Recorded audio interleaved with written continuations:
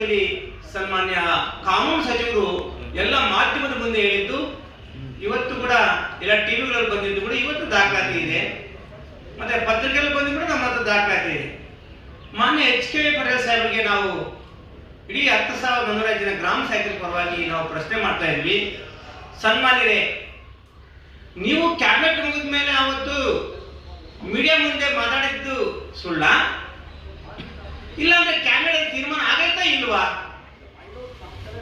ಮತ್ತೆ ಒಂದ್ ವೇಳೆ ಕ್ಯಾಬಿನೆಟ್ ತೀರ್ಮಾನ ಆಗಿದ್ರೆ ಯಾಕೆ ಅನೌನ್ಸ್ ಮಾಡಲಿಲ್ಲ? ನಮ್ಮದೇನು ಕೇವಲ 27,000, ಅದು ಕನಿಷ್ಠ ವೇತನ. ಸುಪ್ರೀಂ ಕೋರ್ಟ್ ತೀರ್ಪು ನಿಮ್ಮ ಹತ್ರ ಇದೆ, ಅದು ನೀವು ಕೂಡ ನಿಮ್ಮ ಹೇಳಿಕೆಯನ್ನು ಬಳಸಿದಿರಿ. ನೀವೇ ಕ್ಯಾಬಿನೆಟ್ ತೀರ್ಮಾನ ತಗೊಂಡಿದ್ದು, ಈಗ ಯಾಕೆ ಬಜೆಟ್ ಅಲ್ಲಿ ನಮ್ದು ಘೋಷಣೆ ಮಾಡಕ್ಕಾಗಿಲ್ಲ? ನಾವೇನು ಪಾಪ ಮಾಡಿದ್ವಿ? ಈಗ ಬಡ್ಜೆಟ್ ಅಲ್ಲಿ ಕೇವಲ 5 ಲಕ್ಷ ಇಡಿಗಂತ ಅಂತ ಹೇಳಿದಿರಿ. 10 ಲಕ್ಷ ಹೇಳಿದ್ದು ನೀವೇ ಕ್ಯಾಬಿನೆಟ್ ಮೀಟಿಂಗ್ ಅಲ್ಲಿ, 27,000 ವೇತನ ಹೇಳಿದ್ದು ನೀವೇ, ಈಗ 5 ಲಕ್ಷ ಇಡಿಗಂತ ಅಂತ ಹೇಳ್ತಾ ಇದ್ದೀರಿ.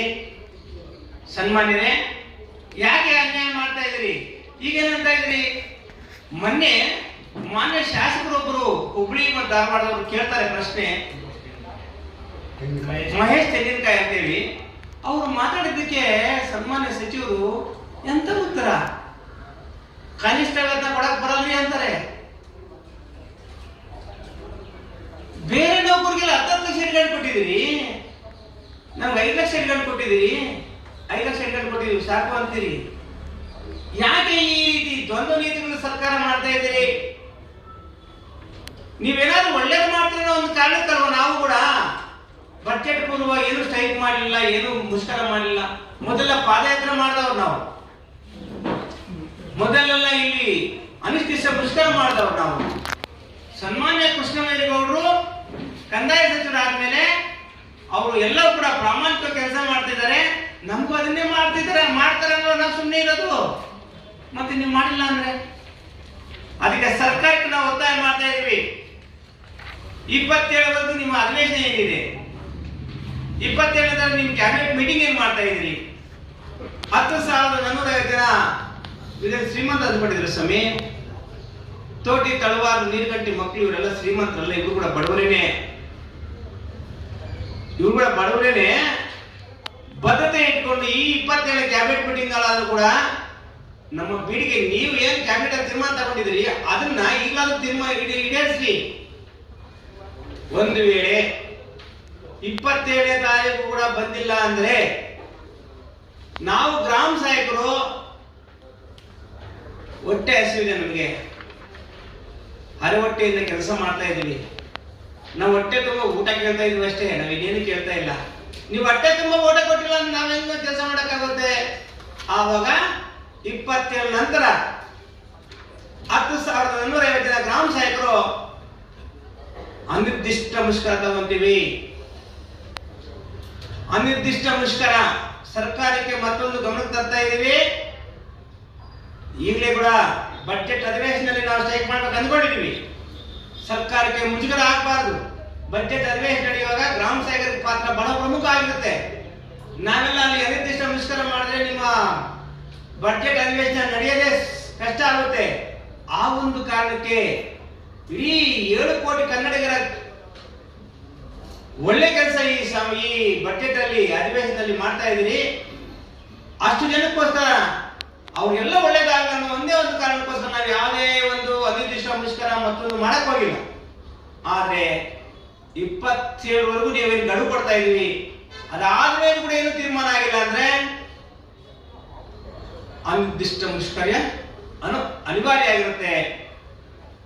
ಸರ್ಕಾರ ಎಚ್ಚೆತ್ತುಕೊಂಡು ಇನ್ನು 27ವರೆಗೂ ಟೈಮ್ ಇದೆ ಅಲ್ಲ, ನೀವೇನು ತಪ್ಪು ಮಾಡಿದ್ರೆ ಸರಿ ಮಾಡಿಕೊಡಿ. ನೀವು ಮುಂದೆ ಹಿಂದೆ ಕ್ಯಾಬಿನೆಟ್ ಏನ್ ತೀರ್ಮಾನ ತಗೊಂಡ್ರಿ ಅದನ್ನ ಸರಿ ಮಾಡಿ. ನೀವೇನು ಭರವಸೆ ಕೊಟ್ಟಿದ್ದೀರಿ ಆ ಭರವಸೆ ಈಡೇರಿಸಬೇಕಂತೇಳಿ ಸರ್ಕಾರಕ್ಕೆ ಒತ್ತಾಯ ಮಾಡ್ತಾ ಇದ್ವಿ.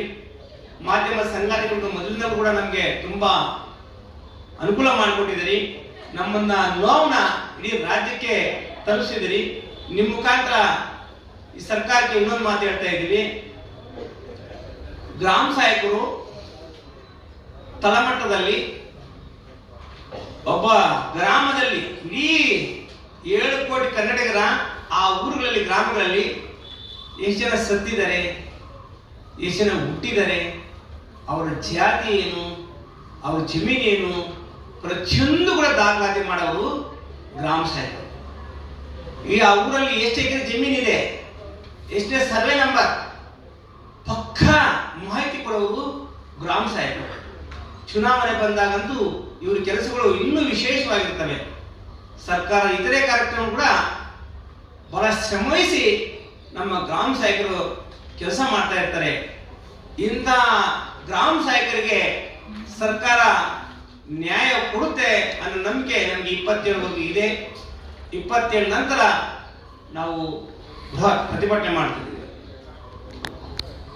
ನಾವು ಗ್ರಾಮ ಸಹಾಯಕರಿಗೆ ಸಂಬಂಧಪಟ್ಟಂಗೆ ಇನ್ನ 27 ನಂತರ ನಾವು ತೀರ್ಮಾನ ತಗೊಂತೀವಿ.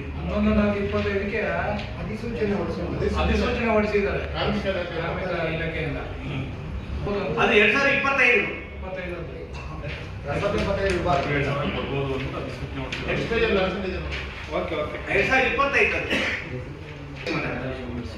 ದೇವರಾಜು ಅಂತ ರಾಜ್ಯಾಧ್ಯಕ್ಷರು ಗ್ರಾಮ ಸಹಾಯಕ ಸಂಘ ಬೆಂಗಳೂರು. ತಮ್ಮ ಎಲ್ಲ ಮಾಧ್ಯಮ ಮಿತ್ರರಿಗೆ ಧನ್ಯವಾದಗಳನ್ನು ಹೇಳ್ತಾ, ನನ್ನ 34 ವರ್ಷಗಳ ಕಷ್ಟವನ್ನು ತಮ್ಮ ಮಡಲಿಗೆ ಆಗ್ತಾ ಇದ್ದೀವಿ. ನಿರಂತರವಾಗಿ 100 ರೂಪಾಯಿಂದ ಜೀವನ ಮಾಡ್ಕೊಂಡು ಬರ್ತಾ ಇದ್ದೀವಿ, ಕೆಲಸ ಮಾಡ್ಕೊಂಡು ಬರ್ತಾ ಇದ್ದೀವಿ. ಇವತ್ತೇನಾದರೂ ಸರ್ಕಾರದಲ್ಲಿ, ಕಂದಾಯ ಇಲಾಖೆಯಲ್ಲಿ ಇವತ್ತು ಸರ್ಕಾರಕ್ಕೆ ಏನಾದರೂ ಒಂದು ಒಳ್ಳೆ ಹೆಸರು ಬಂದಿದೆ ಅಂದರೆ ಮೂಲತಃ ಗ್ರಾಮ ಸಹಾಯಕರಿಂದಾನೆ ಅಂತ ಹೇಳಕ್ಕೆ ಇಷ್ಟಪಡ್ತಾ ಇದ್ದೀನಿ. ಇವತ್ತು ಕಂದಾಯ ಇಲಾಖೆಯಲ್ಲಿ ಇವತ್ತು ಬೆಳೆ ಸಮೀಕ್ಷೆ ಇರ್ಬೋದು, ಒಂದು ಏನು ಆಧಾರ್ ಸೈಡಿಂಗ್ ಇರ್ಬೋದು, ಇವತ್ತೇನು ಕಂದಾಯ ಸಚಿವರು ಕಂದಾಯ ಇಲಾಖೆಯಲ್ಲಿ ಒಂದು ಒಳ್ಳೆ ಹೆಸರನ್ನು ತಗೊಂಡಿದ್ದಾರೆ. ಅದಕ್ಕೆ ಅವ್ರ ಹೆಸರು ತಗೊಂಡಿದ್ದಾರೆ ಅನ್ನೋದಕ್ಕೆ ಕಾರಣ ನಮ್ಮ ಗ್ರಾಮ ಸಹಾಯಕರು. ಇವತ್ತು ಹಳ್ಳಿಯಲ್ಲಿ ಎಷ್ಟು ಎಕರೆ ಜಮೀನಿದೆ, ಯಾವ ಸರ್ಕಾರಿ ಕುಂಟೆ ಇದೆ, ಯಾವ ಸರ್ಕಾರಿ ಕೆರೆ ಇದೆ, ಯಾವ ಸ್ಮಶಾನ ಇದೆ, ಇವತ್ತು ಯಾರು ಜಮೀನು ಒತ್ತುವರಿ ಮಾಡಿದ್ದಾರೆ, ಎಲ್ಲಿ ಬಂಡಿದಾರಿ ಇದೆ, ಅದನ್ನೆಲ್ಲ ಗುರುತಿಸ್ಕೊಡೋರು ಗ್ರಾಮ ಸಹಾಯಕನ ಹಳ್ಳಿಯಲ್ಲಿ. ಯಾವ ವಿಲೇಜ್ ಅಕೌಂಟೆಂಟ್ ಗೊತ್ತಿರಲ್ಲ, ಯಾವ ಆರ್.ಐ ಗೊತ್ತಿರಲ್ಲ, ಯಾವ ತಹಸೀಲ್ದಾರ್ಗೂ ಗೊತ್ತಿರಲ್ಲ, ಯಾವ ಡಿ.ಸಿಗೂ ಗೊತ್ತಿರಲ್ಲ. ಇದನ್ನು ಗುರುಸೋನೇ ಗ್ರಾಮ ಸಹಾಯಕ. ಇವತ್ತು 2 ವರ್ಷ 3 ವರ್ಷ 5 ವರ್ಷ ಅಧಿಕಾರಿಗಳು ಇರ್ತಾರೆ, ಅವರು ವರ್ಗಾವಣೆ ಆಗಿ ಹೋಗ್ತಾರೆ. ನಾವು ವಾಸ್ತವ ಇರೋದು ಗ್ರಾಮ ಸಹಾಯಕರ ಹಳ್ಳಿಯಲ್ಲಿ, ನಾವು ಗ್ರಾಮ ಸಹಾಯಕರು. ಸೂಕ್ತ ಪೊಲೀಸ್ ಭದ್ರತೆ ಕೊಡಬೇಕು ಅಂತ ಹೇಳ್ಬಿಟ್ಟು ನಾವು ಮನವಿ ಮಾಡ್ಕೊಂಡ್ವಿ. 2 ಬಾರಿ ಅದೇ ತರ ಮನವಿ ಮಾಡ್ಕೊಂಡ್ವಿ. ಆದ್ರೂ ಸಮೇತ ಇವ್ರಿಗೆ ಆ ರಕ್ಷಣೆ ಏನಾದರೂ ಕೊಟ್ಟಿದ್ರೆ ಈ ತರ ಒಂದು ಘಟನೆ ನಡೀತಾ ಇರಲಿಲ್ಲ ಇದು. ಹಾಗಾಗಿ ಇದಕ್ಕೆ ನೇರ ಹೊಣೆ DCP ಸಾರಾ ಫಾತಿಮಾ, ACP ಸತೀಶ್ ಮತ್ತು ಕೃಷ್ಣಕುಮಾರ್ ಬೇಗೂರು ಪೊಲೀಸ್ ಠಾಣಾಧಿಕಾರಿ, ಈ 3 ಜನ ಇದಕ್ಕೆ ಮೂಲ ಕಾರಣಕರ್ತರು. ಮತ್ತು ಇದರಲ್ಲಿ ಏನೋ ಕಾಂಗ್ರೆಸ್ ದೊಡ್ಡ ಮಟ್ಟದ ಯಾರೋ ನಮ್ಮ ಒಂದು ಸಚಿವರು ಇದರಲ್ಲಿ ಡೆಪ್ಯೂಟಿ CM ಇನ್ವಾಲ್ವ್ ಆಗಿದ್ದಾರೆ ಅಂತ ಹೇಳ್ಬಿಟ್ಟು ಹೇಳ್ತಾ ಇದ್ದಾರೆ. ಅದು ಸಾಬೀತುಪಡಿಸ್ಬೇಕು ಅಂದರೆ ನಾವು ತನಿಖೆ ಆಗಲಿ, ನಮಗೆಲ್ಲ ಅವ್ರಿಗೆ ಅಪರವಾದಂಥ ಗೌರವ ಇದೆ, ಆದರೂ ಸಾಬೀತುಪಡಿಸಿ ಅವ್ರಿಲ್ಲ ಅನ್ನೋದನ್ನ ಪ್ರೂವ್ ಮಾಡಲಿ. ಜೈ ಭೀಮ್. ಹೇಳಿದ್ರಲ್ಲ ಟ್ರೆಸ್ಪಾಸ್ ಮಾತ್ರ ಅಂತ, ಹೈಕೋರ್ಟಲ್ಲಿ ಆರ್ಡರ್ ಮಾಡಬೇಕಾದ್ರೆ ಹೇಳಿದ್ದಾರೆ, ಇದು ಡಿಸ್ಮಿಸ್ ಮಾಡಿ ಬರೋದಿಲ್ಲ. ಯಾಕೆಂದರೆ ಬರೀ ಟ್ರೆಸ್ಪಾಸ್ ಮಾತ್ರ ಇಲ್ಲ, ಇದರಲ್ಲಿ ಕಿಡ್ನಾಪ್ ಇದೆ, ದರೋಡೆ ಇದೆ, ತುಂಬ ಇದೆ ಅಂತ ಹೇಳ್ಬಿಟ್ಟು ಹೇಳಿದ್ದಾರೆ.